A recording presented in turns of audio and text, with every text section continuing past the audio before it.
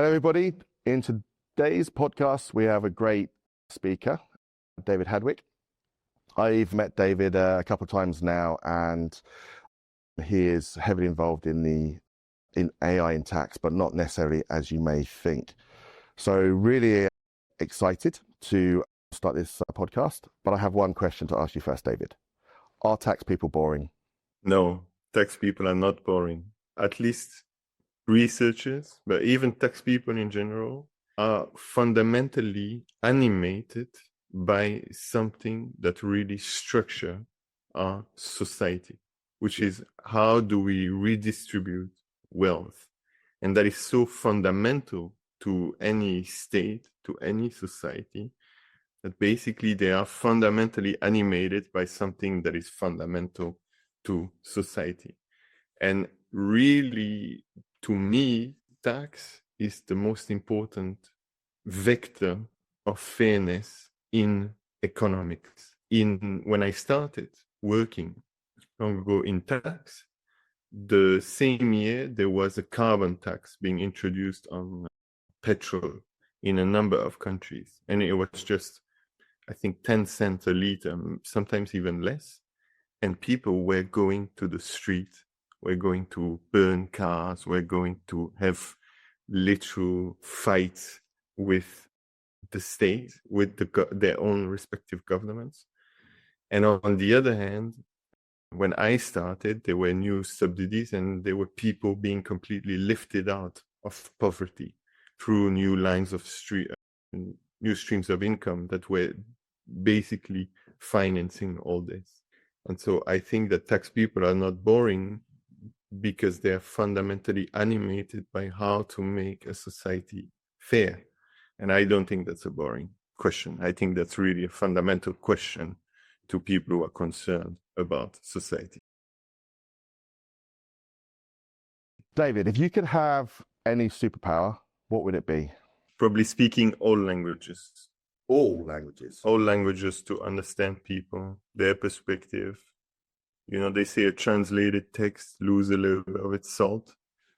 If I could understand every language, I could really get into people's mind much better, I think. Maybe just read their mind. You wouldn't then need to worry about learning a language, right? Yeah, but that sounds so invasive. What's the best live event, music, sports that you've ever been to? When I was young, I used to go a lot to concerts. I think the best concert I've ever been is an artist called Rhone, a French artist, really nice, and plays with a lot of electric instruments, things you've never seen, like the theremin and so on. So that would be it. So really just like a real show and seeing stuff. Yeah.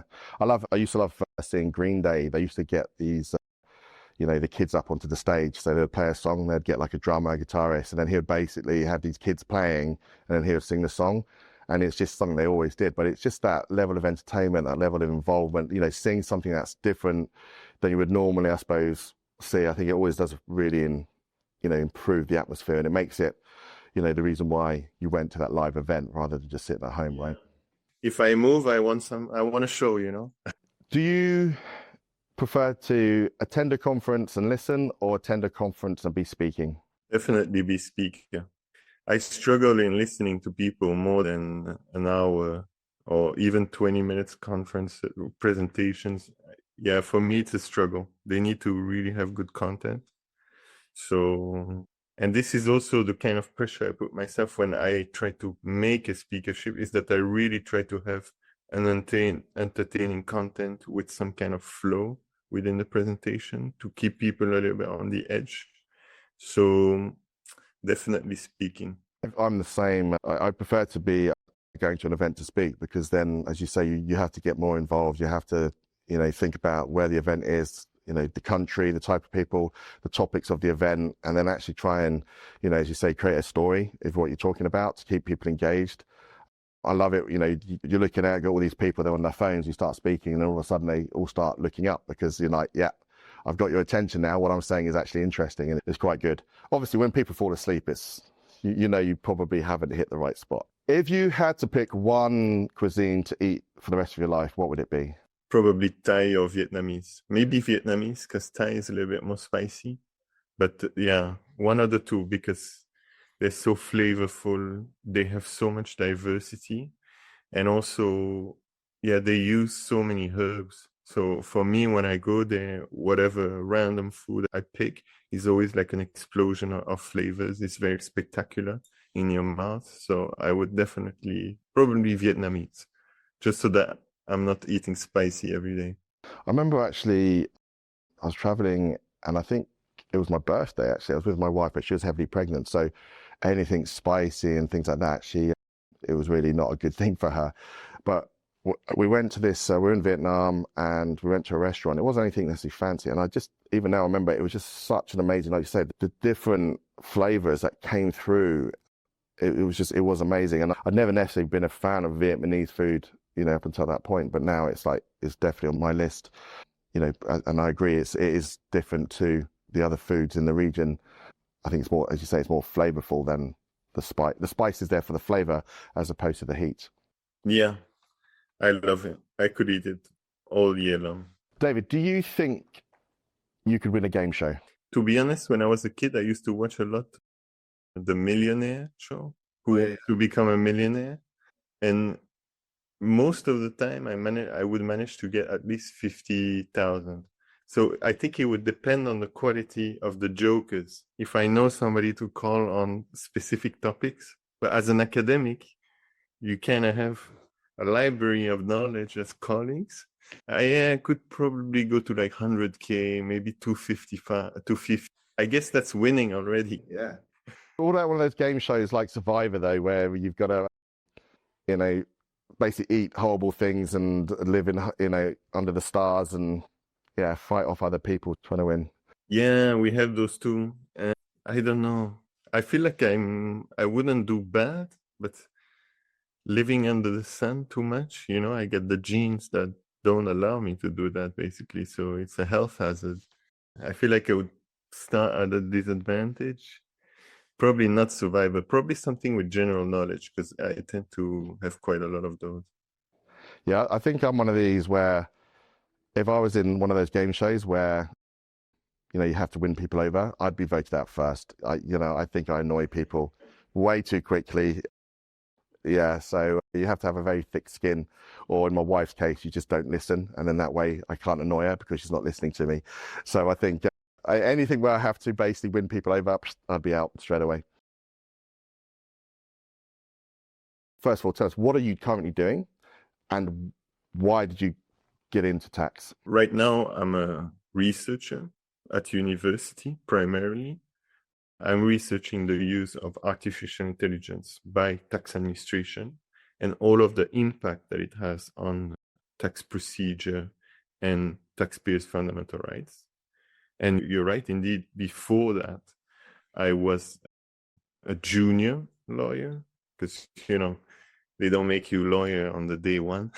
It takes a little bit of time, and I was doing primarily transfer pricing aspects of large companies, so transfer pricing aspect of intra-group loan financing, which is an important part of transfer pricing because a lot of money is being shifted around these companies. Most of the economy is between Coca-Cola Belgium, Coca-Cola United States, Coca-Cola Netherlands. And so we have to send the money between all of these entities in a way that would be at arm's length. And this is a very difficult question. And so I started that job out of university because I was offered the job. Basically, there was a lot of work in doing that. And this is why I say some aspects of transfer pricing really, now I am fed up a little bit with it. But basically why I became a researcher is that I was in the Netherlands at the time where a very big scandal occurred with the use of an AI system by the tax administration. In fact, a suite of different AI systems, which generated a very big scandal, which cost a lot of money. Some children were forcibly separated from their parents, and even worse, essentially. So basically, it animated me to realize, well, I need to study this phenomenon. Nobody is doing that. And when they are trying to do that, they're doing that in a very Manichaean way, saying, oh, it's AI, is it the human, what exactly? There was no questioning of what exactly occurred, what were the conditions by which that technology created something bad, is it that technology? And so that's why I shifted my focus to research.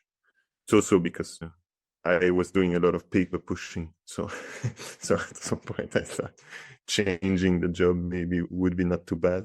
And did you have a personal connection at all? So with this scandal, obviously, the work you've done since is fascinating, but was there a personal connection as well with the scandal that made you feel like more connected to it? And that's one of the reasons why you really, pushed to in effect, do this research.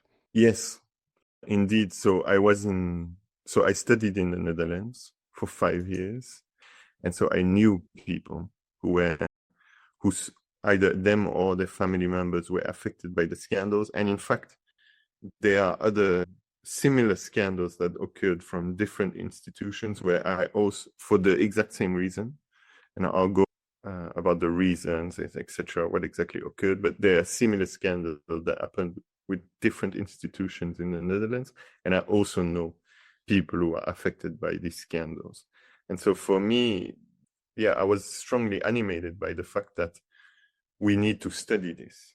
We need to make sure that these scandals don't occur. And I'm fundamentally convinced that these scandals did not occur because of the technology itself, but because how it was used. And so my goal is now to try to make research to really ensure that we don't use the technology in that way. Artificial intelligence is just statistics, and you can do good statistics, you can do bad statistics, and then you can also take good decisions based on statistics, and you can take bad decisions based on statistics. And you can even take good decisions based on bad statistics. The best decision would be to take is, let's remake that statistic. Let's not take decisions from bad statistics. And so basically, I think there's a policy discussion that needed to be had, and there was nobody having it. And so I thought, okay, it may be my chance. I thought that maybe my job as a lawyer was not necessarily corresponding to what I wanted to do, which was sometimes a little bit more creative, sometimes a little bit like bigger documents instead of paper pushing. Although at some point it also, well, basically, if I rewind back, I was doing a lot of paper pushing. When you're a lawyer, particularly a tax lawyer, all of these reporting obligations, they make you push a lot of paper, basically, because you have to write all these things. And it's becoming such an extent that sometimes you feel like these reporting obligations take more time than your actual discretionary task, like legal opinions, trying to qualify the situation that you have or that is brought. So that was very annoying. And so that pushed me a little bit towards technology, because at first I was using Windows shortcuts, and then I was using RPA, and that we were making very strict templates. And then in the end, this became sort of a side project for me and IT people, and to really have something where a lot of the contract writing is automated, which was very successful. And I think when we see, that was a little bit more than 7 years ago, but when we see now the development in the legal industry and the use of AI, that's exactly what they do. They automate all of the repetitive tasks. And for a lawyer, who's somebody who has a text-based science, well, what they have to do is push papers. So if the AI can do that, you have a lawyer that has way more time to devote to the actual questions that are fun, which is also better for that employee, because your motivation comes from things that are fun. Nobody really likes pushing papers, redrafting templates, etc. It's an important part of the job, but it can be automated so well that the fact that it wasn't automated in the 21st century is already strange to me. But so that made me think, okay, technology can be good. And then I arrive in the Netherlands and I see an enormous scandal, and everybody pointing out that technology. And that's from that conflict in my head, essentially, I thought, I need to study this.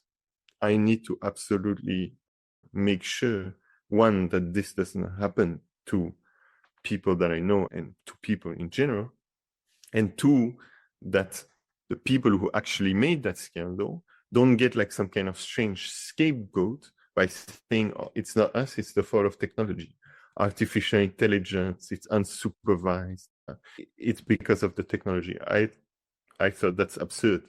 We need to make sure that also we understand why exactly this technology was used in that way and also was churning output that was completely wrong. Why did the scandal happen? What was the reason? The scandal is first and foremost a political scandal. In truth, it has very little to do with technology. And it's a political scandal in a way that is as old as history itself, in that around 2013, 2014, I think what happened is that there was a specific fraud that occurred, a fraudulent scheme. It was called the Bulgarian fraud. And essentially, it's a group of 5 fraudsters who, it could be a little bit more, 5 only were detected and tried for that. But essentially, they went to jurisdictions with lower levels of income compared to the Netherlands, which is not that hard because the Netherlands has very high levels of income. They went, in this case, they went to Bulgaria. They filled up buses with people and they paid them $500 or $100 or whatever to make the journey back and forth. They brought them back to the Netherlands, made them sign a bunch of bogus contracts. And because in the Netherlands, you can get so much social security compared to all of the other countries, these fraudsters would cash in all of the social security. So the childcare allowance, the rental allowance, etc. And they would send back these people. So these buses filled with people would get just a little bit of money and they would get all of the social security. It's a little bit of a scheme of refund fraud that you could do digitally, but they did it kind of manually, essentially. And through that, I think they managed to defraud the Netherlands about, there was a couple of millions, which is not that much, even for social security fraud, which tends to be very little in the global pool of fraud. The biggest area with this fraud is generally either VAT or corporate income tax. Social security is like less than 1% of VAT. So in the total pool of fraud, social security fraud is maybe a couple of percentages. That doesn't mean we should totally neglect it. But so there was this fraud that happened and it was caught, I think 2 years later, and it generated massive media uproar. This fraud scheme was everywhere in the media, regardless of the fact that it was a very small fraud scheme. People were very angry and it got blown out of proportion. And that's why I'm saying already that it's a little bit of a story as old as history itself. It's because you have this notion that the media sometimes focuses all the attention on one specific story because they get clicks from it. And then it gives the impression to people that this story is representative of the criminology of a specific act, which arguably it is not really. But so this thing got blown out of proportion, and politically it generated a decision which essentially from the finance ministries and the minister, the cabinet, and then further the tax administration, because the tax administration is composed of civil servants who answer to the finance ministry. The minister of finance is the boss of tax officials. And they took a decision, the cabinet and the minister, which was, now we will take more control actions based on nationality. Whether a person has a different nationality, not a different residence. A different residence could make, to a certain extent in tax, a lot of sense. But they said a different nationality is what going to be the main feature of our decisions. And you can see that in a number of policy documents. and it's a very long process. But from about 2014 onwards, and remember, the scandal that I studied really happened in 2020. So for 6-7 years, the finance minister and the tax administration was saying, if you have a different nationality, you are more at risk of being audited for tax items, but also social security items that are managed by the tax administration, which in the Netherlands is almost everything. Childcare allowance, bill allowance, unemployment allowance, all of this is managed by the tax administration. So that degree of centralization is very specific to the Netherlands. There is some centralization in other EU member states, but really in the Netherlands, the tax administration handles everything, which from a cost perspective is very practical because they can just send you letters from the same spot and have all of the economy of scale basically behind it. But so suddenly they say, okay, my archetype is nationality, and it's a foreign fraud. The foreign fraudster is more at risk. And they started taking decisions to collect data and filter it in a very specific way through that prism of nationality. First of all, they had what they call recurrent actions. Recurrent actions was basically if 1 month to another, I see an increase in social security being claimed by a specific nationality, let's say UK people, to be a bit neutral.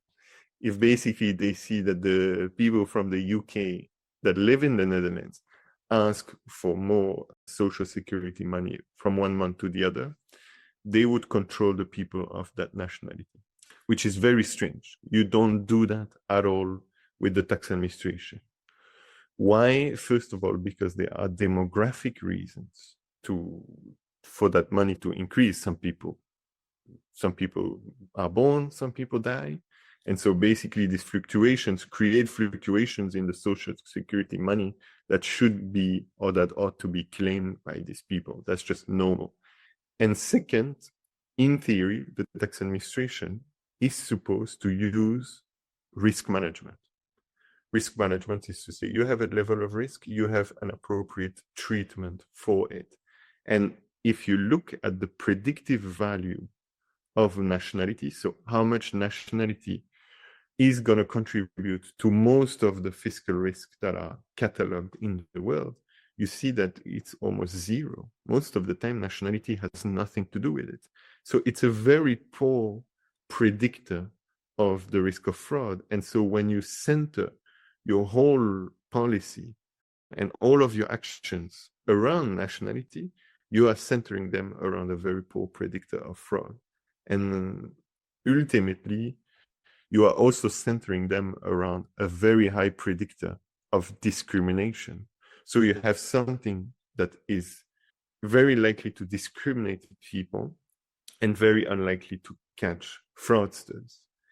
And well, that's exactly what happened in the Toeslagen affair. So first, there are these recurrent actions where they say, okay, 1 month to another, the UK people, they claim more. We're going to audit all of the UK people.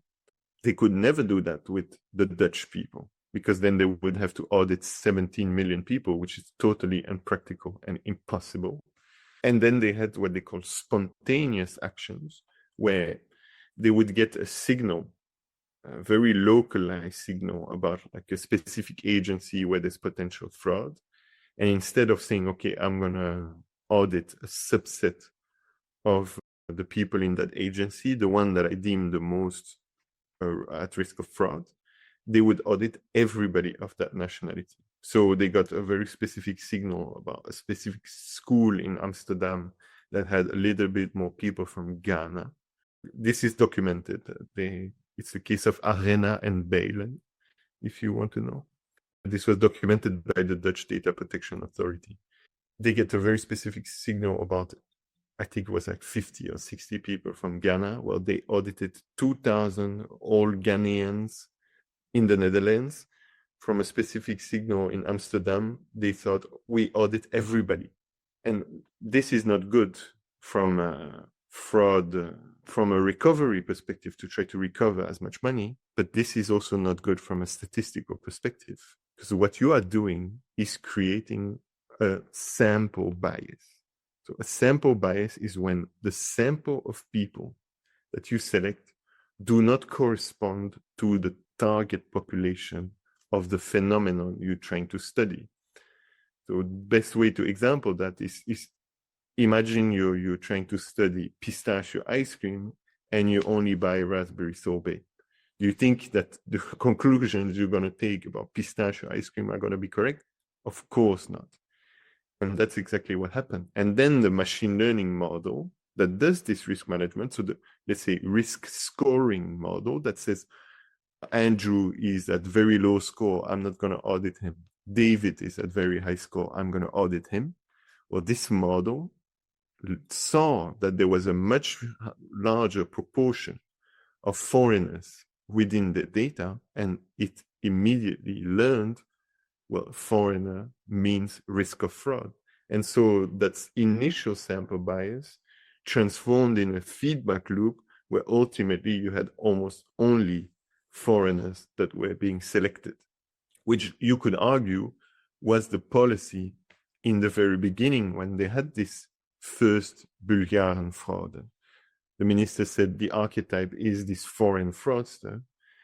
And the AI, a couple of years later, took that conclusion by himself. And this is why I say this is not the fault of AI. This is the fault of the politics who took that decision. And what happened in the end is that this AI system started churning out decisions that were not reviewed by the civil servants and was labeling people as fraudsters.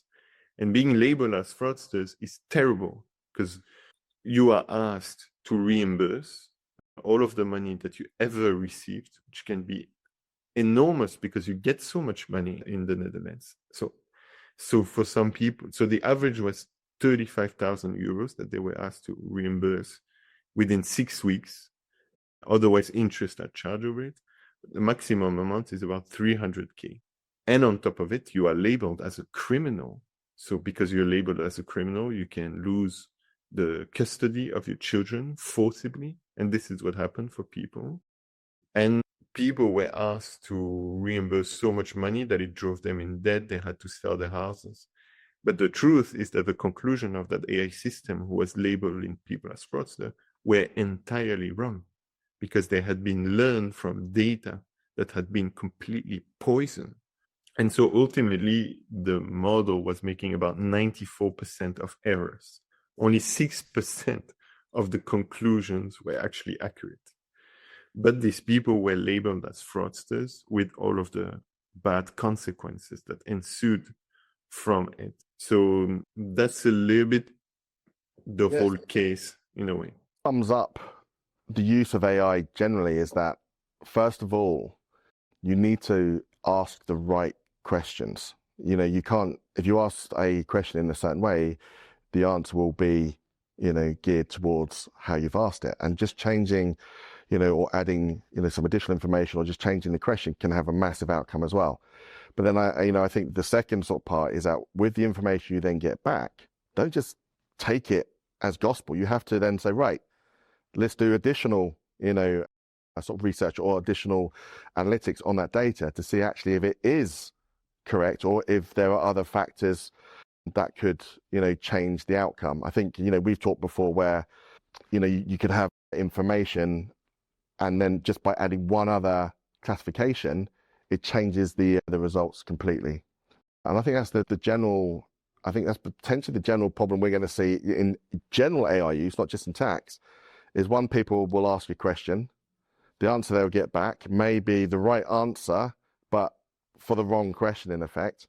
And then they just take that as gospel and that's what they use.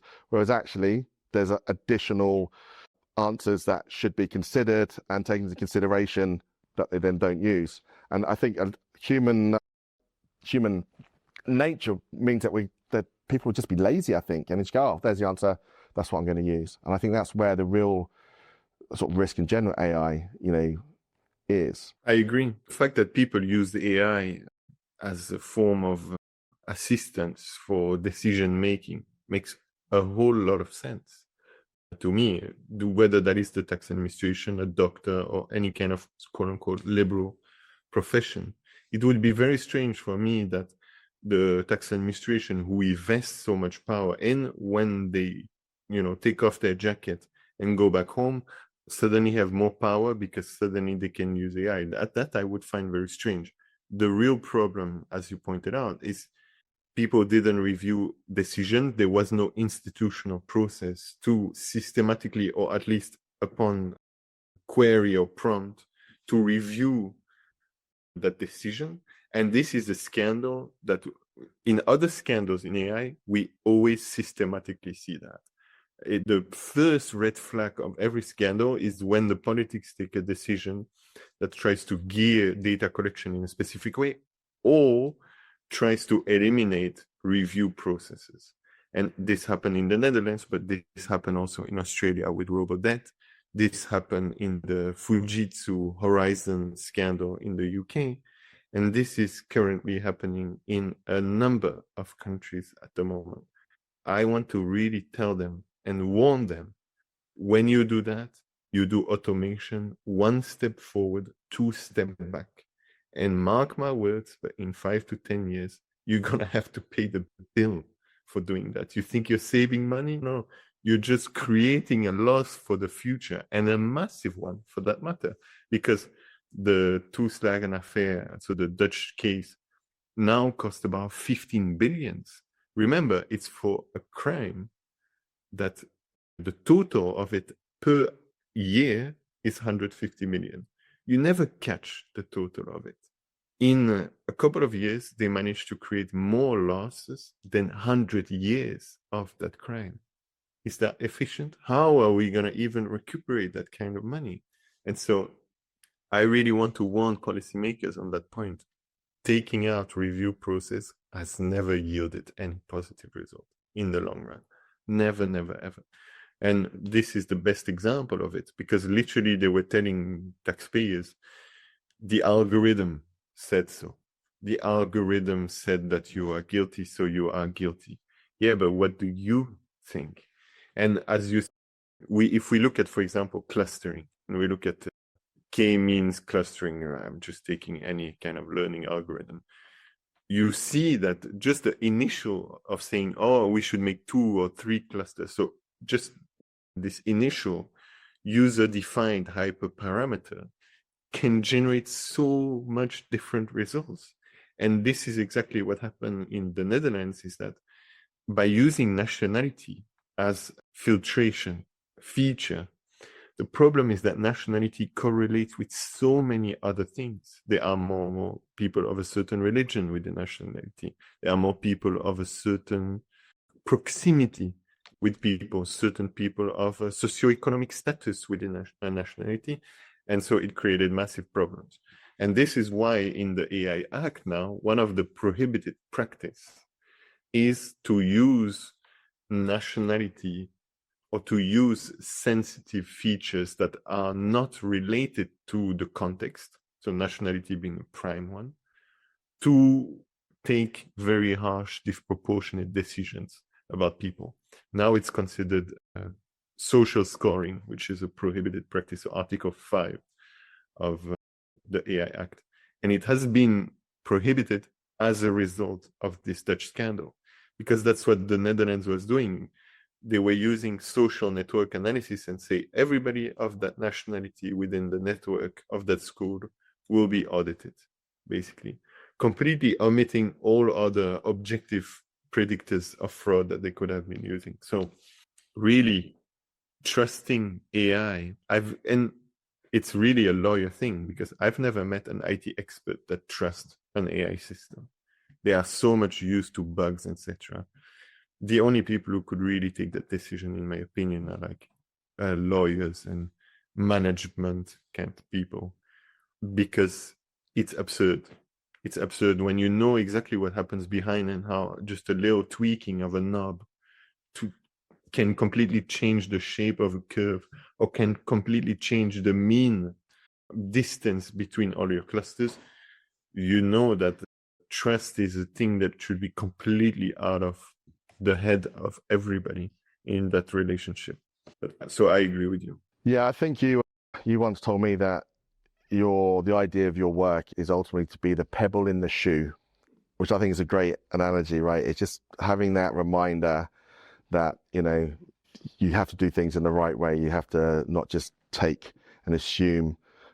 You have to actually make sure that the right due diligence, the right questions have been asked, and also that the right people have been consulted. Because if your mindset, if you're just looking, for example, to find that fraud, and that's all you're thinking about, you may not necessarily be thinking about the other things that, impact the whole thing, because your mindset is so focused on your goal. So getting, other people, other opinions involved is very important. What's your favorite destination, to go? And actually, what's your worst? Because you do a lot of travel for your research. It's gonna upset some people. I'll start with the worst. To be honest, I'm not that big fan of the parts of Germany that I visited. I think when you go to, so I went to Berlin, for instance, and I went in November, and I thought it was really cold, really windy, and they don't have that real hearty food that you would need to get, let's say, in France, in the mountain, or in Switzerland, this heavy cheese-based kind of thing that would warm your heart. So I didn't like that much Germany when I visited it, but I leave it to German to convince me otherwise.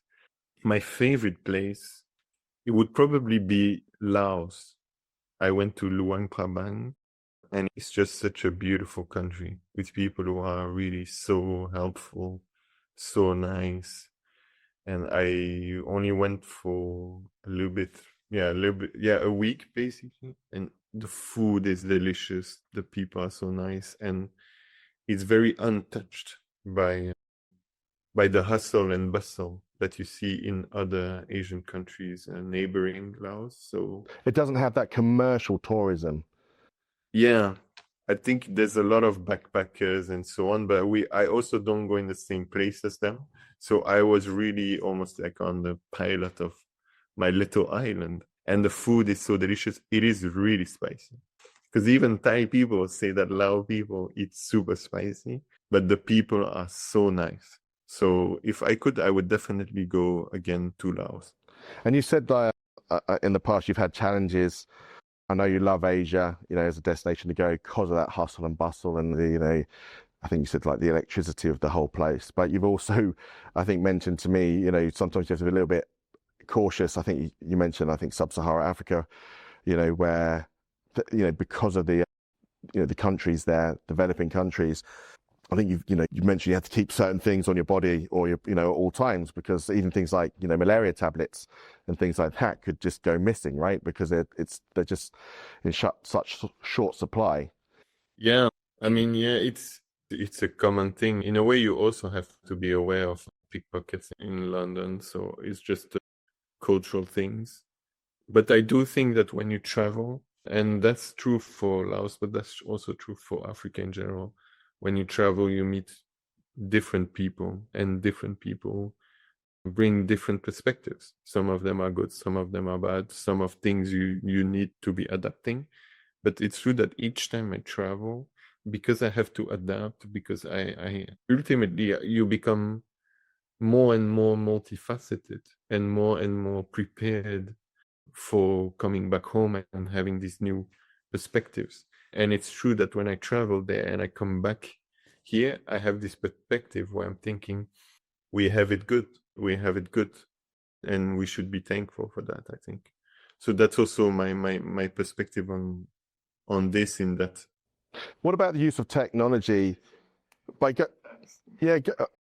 mean, going to these countries, we look at the use of AI and how it can potentially help tax authorities or even the taxpayer. But in some countries, they don't even necessarily have access to a mobile phone, or if they do, it's not a smartphone. So all of the electronic invoicing, the reporting, it's not even possible, right? So you have to look at, the sort of the global solution, there isn't necessarily one, because you have to be able to work at all different levels.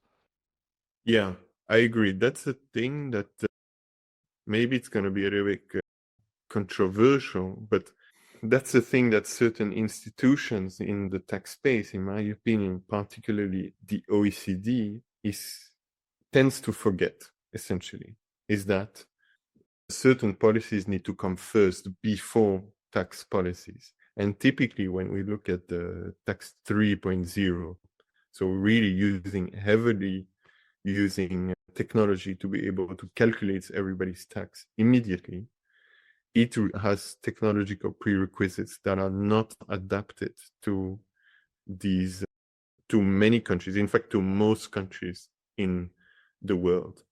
To correct you a little bit, I do think that people nowadays have smartphones everywhere I go. That's one of the things that surprised me most, in fact, from traveling, is that the laptop and so on has been completely leapfrogged as a technology, but the smartphone, almost everybody has it. And in fact, I've been to African countries where they were talking to me about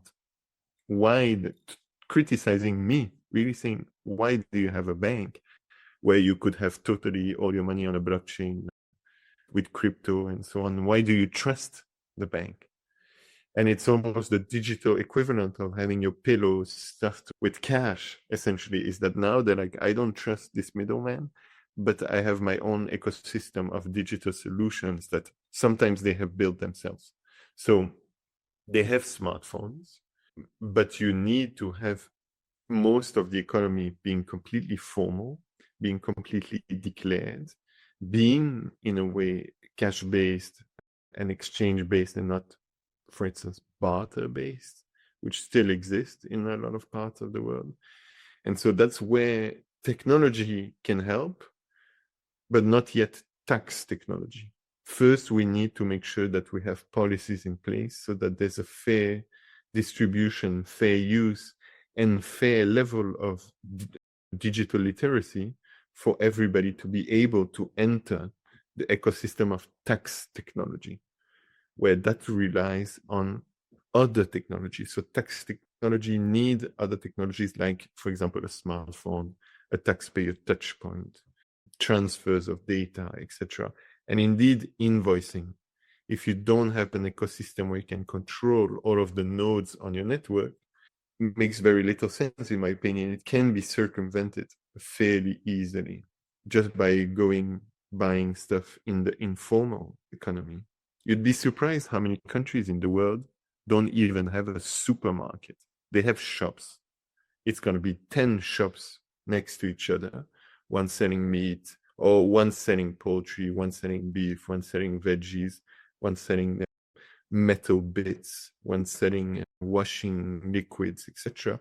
And that basically your supermarket is just going to all of these units one by one, but making a payment one by one, sometimes making a negotiation one by one because the prices are not fixed and so on. How do you have e-invoicing in that? How do you add a layer of real-time analytics in there? How do you do entity resolution if you don't have people within your network with a tax identification number, an ID number, or even biometric or something like that?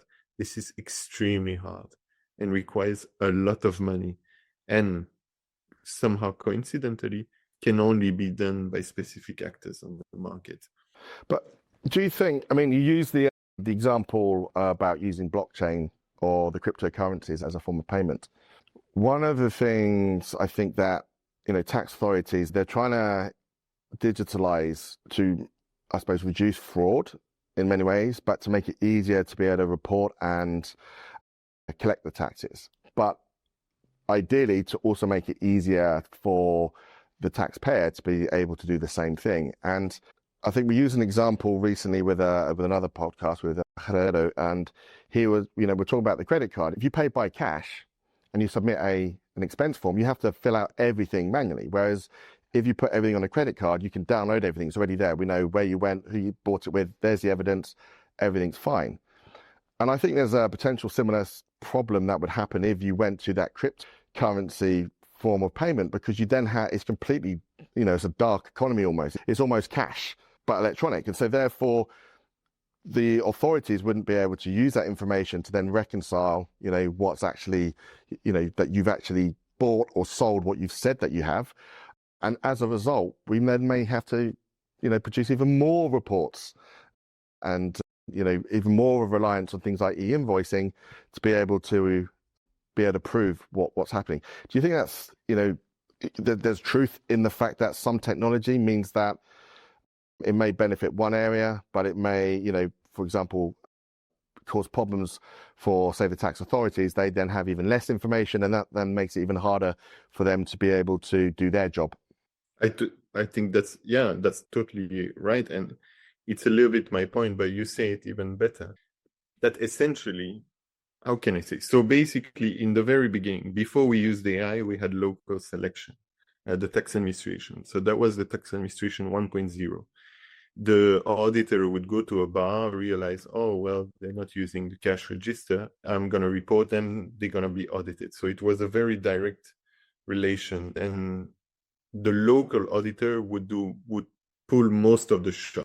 I think in Italy, I was told in Italy, you used to have people outside the restaurants asking for the receipts of the guests leaving, because that was a legal requirement. You had to issue the receipts. So they were waiting for that. Whereas obviously with like with Brazil or Taiwan, they have a lottery based on your receipt number. So they've done more of the carrot approach, right? David, thank you so much. Thanks so much. I look forward to catching up with you again soon. Not sure which country, what event, but I look forward to it. And I look forward to when your work is published. I think it'll be a really interesting reading. There'll be a lot of information in there that will ask more questions than maybe they answer as well. So I'll send you a copy. With pleasure. But anyways, the world of tax is small enough that our path will cross, Andrew. You know it. Absolutely. Thank you so much, David. Cheers.